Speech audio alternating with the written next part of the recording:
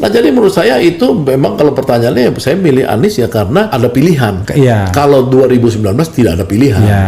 Silakan demo dan demo dikasih nilai A. Itu seluruh Indonesia, jutaan mahasiswa, total itu jutaan mahasiswa, itu bisa ngancurkan. Pokoknya Anda rejim demo, ini. selfie di depan demo, Iya. kemudian kirim. Iya, ngeri Pak. Jadi hati-hatilah, ini bisa ngarah ke chaos.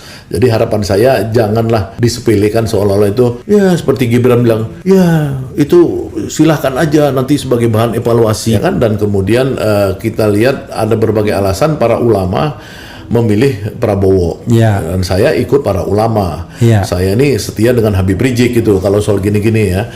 Luar biasa. Iya, ya nggak apa-apa. Saya bukan orang Islam yang taat seperti teman-teman ya, tapi saya tetap melihat Habib Rizik itu sebagai ulama terbesar yang pernah ada ya dalam Dan pernah satu penjara juga. Pernah satu penjara. Artinya saya lihat orang tuh kan yang penting ini bener nih orang bener gitu kan mas saya dengan kemampuan otak saya, pengalaman saya puluhan tahun di dunia aktivis, saya pikir dia ulama yang benar itu yang sesuai dengan ulama sebagai pembebas ya. Yang amar ma'ruf nahi mungkar itu ciri yang utama dia, bukan nggak ada yang lain, pasti ada. Nah maksudnya gini, ikut istimewa ulama, ya kan. Nah yang kedua sekarang kita lihat bahwa ini kan ada 3, yang Ganjar dan Mahfud juga sebenarnya dalam track recordnya sama seperti Anies dan Muhaimin, adalah sama-sama aktivis, sama-sama pro demokrasi. Ya, demokrasi ini jangan langsung dibenturkan dengan HTI ya, HTI yang tidak mau ada demokrasi, enggak. Ini demokrasi dalam pengertian ada kebebasan, ada warna lah, banyak bukan warna. otoriter ya. Yang dulu mereka ini ya baik Anies, Muhaimin, kemudian Ganjar dan Mahfud MD adalah orang yang menumbangkan mertuanya Prabowo. Mertuanya Prabowo ini adalah orang otoriter dulu, ya kan, 32 tahun memimpin, namanya Pak Soeharto. Nah, Prabowo adalah orang yang membela mertuanya waktu itu berhadapan nih. Ya kan? Nah saya percaya ini dong dua orang ini kan lebih bagus. Kalau misalkan Prabowo ini tiba-tiba dia sekarang kita lihat selama 5 tahun berkuasa balik lagi istilah Ibu Megawati itu seperti New Orba lagi gayanya, wah ini bahaya dong. Bagaimana kalau dia nanti presiden baru ini Menteri Pertahanan? Bagaimana dia bisa seenaknya meninggalkan pendukung-pendukung dia para ulama dan seperti saya apa segala tidak ada izin? Ya kan, itu kan betrayal dong. Ya kan pengkhianatan terhadap pendukungnya. Nah maksud saya itu artinya apa? Artinya buat saya sih, saya itu kalau pilihan itu pasti yang terbaik itu ya adalah yang satu, dia Anies Muhaimin ini dia percaya demokrasi dan warnanya sama saya sebagai orang Muslim, ya saya lebih dekat kepada mereka gitu. Nah itu rasional voter itu. Rasional voter. Jangan orang bilang lu politik identitas. Udahlah jangan ajarin saya soal politik identitas. Saya itu membahasnya itu udahlah capek saya bahas politik identitas itu. Nah kalau Ganjar dan Mahfud dia juga menawarkan demokrasi, iya kan? Tapi dia marhen, kan? Identifikasinya bukan kita, bukan gitu kita. Walaupun ada Mahfud di situ sebagai bagian dari ini, tapi kan kita bicara presidennya siapa, gitu kan? Nah jadi menurut saya itu memang kalau pertanyaannya saya milih Anies ya karena ada pilihan. Kalau 2019 tidak ada pilihan. Gitu loh. Ibaratnya bagi kita menjemput kita pasti akan pilih Anies ya kan? Ya kalau sekarang menurut saya iya. Kemarin agak pusing kepala kita ya. Iya 2014-19 ya pusing lah.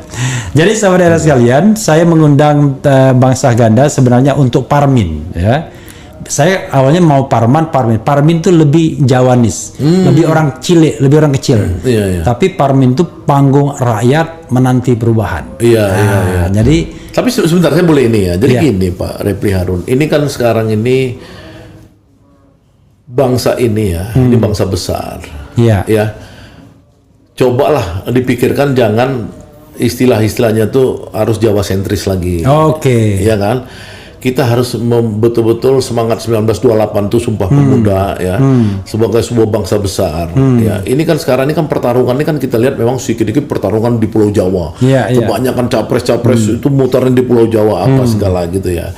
Kedepan ini memang harus disetting ya agar Indonesia itu bisa betul-betul istilah Anies itu Indonesia forever itu. Ya, supaya kita ini sebagai bangsa besar jangan nanti ya istilahnya nanti kalau capres harus semua mesti pasangannya capres-cawapres Jawa. Bahkan misalkan kayak pasangan nomor 2 ini kan kalau di Amerika tuh udah dianggap suatu apa gitu ya. Di Amerika tuh tidak boleh capres dan cawapres itu dalam satu negara bagian yang sama, satu state, nggak boleh. Dia harus pisah. Ini sama-sama orang Jawa Tengah misalnya kayak gitu ya kan. Gini-gini loh, ke depan tuh kan kita harus lebih inilah, terus warna ideologinya juga harus ini. Jadi pluralistik ya, bukanisme itu harus lebih dikembangkan untuk berbasis ke Indonesia. Itu aja pesan saya gitu. Tapi Parmin itu nothing to do dengan Jawa dan tidak Jawa. Iya, tapi karena istilah wong cilik tadi kan, itu kan sebenarnya kan maksudnya mewakili representasi rakyat Indonesia yang masih kan terbelakang. Kita bisa lebih bicara ke depan aja, kaum miskin. Ya kan, atau rakyat tertindas, atau apa namanya ya, kalau mau Islam mustadafin, ya kan seperti itu. Nanti kita koreksi panunya. Luar biasa. Ya, saudara sekalian, silakan Bang untuk closing statement. Ya, kita 40 menit juga ternyata. Ya, kembali ke ini ya, ini closing statement saya ya, kembali kepada rakyat Indonesia. Bahwa survei-survei itu ya anggap aja ya sebagai sebagai variasi-variasi informasi. Ya, sekarang itu beda dengan zaman survei itu ketika dilakukan. Ya, survei itu dilakukan tahun 60-an gitu ya, 50 60-an itu di Amerika mulainya. Itu survei-survei kuantitatif itu karena belum ada big data. Ya, sekarang dengan big data kita bisa memantau, kita bisa melihat tren-tren di Google Trend ya, kita bisa lihat Google Search itu yang gratis, kita bisa lihat di di beberapa laporan big data seperti yang dilakukan oleh Ismail Fahmi misalkan, Drone Emprit dan lain-lain banyak. Jadi nggak usah takut ya, kita bisa melihat ya, crowded itu bisa sourcing itu bisa kita lihat crowded di darat ya, artinya ketika Pak Anies dibandingkan Prabowo dibandingkan Pak Ganjar tuh kalau turun ya, Pak Muhaimin kalau turun lebih banyak mana sih masanya turun gitu loh. Ya kan. Yang kedua kita lihat itu mobilisasi. Kalau mobilisasi nanti mau nggak sih dia kalau nggak dikasih duit kan gitu. Nah, yang ketiga kita lihat di dunia internet, dunia maya ya kan. Kita lihat yang paling banyak dipercakapkan mana sih? Kan trennya misalkan Anies ketika dia masuk TikTok, ya kan itu TikTok kan disapu semua sama Pak Anies kan.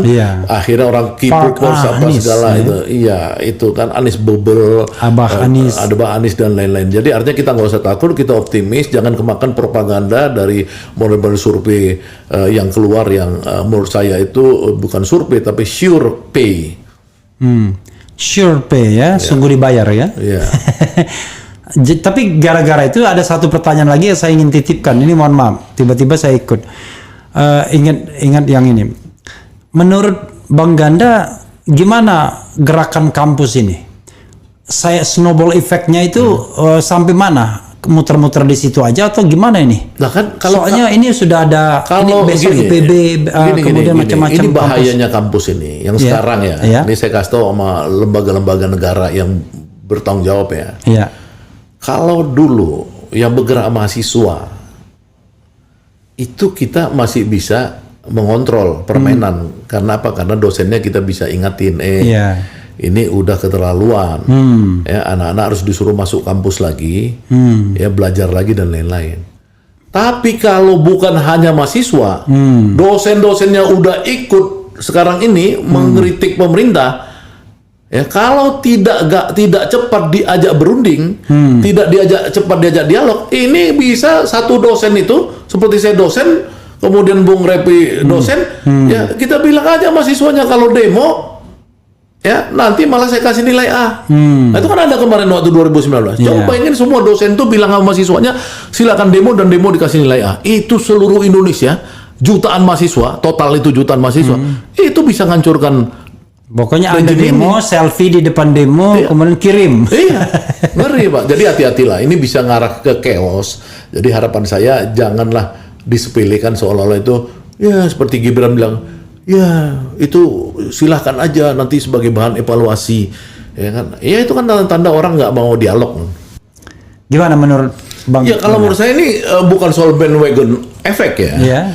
Kalau bandwagon effect itu kan kita tidak melihat bahwa ada rencana-rencana lain. Ya. Kalau menurut saya ini adalah untuk nanti menjustifikasi ya adanya misalkan politik-politik yang menurut saya kurang bermoral. Ya, Oke. seperti misalkan katakanlah politik gentong babi itu ya, pork barrel politik di mana Jokowi dengan sangat intens sekarang membagi-bagikan sembako ya untuk supaya rakyat itu terasosiasi bahwa Jokowi lah simbol daripada sembako yang hebat itu.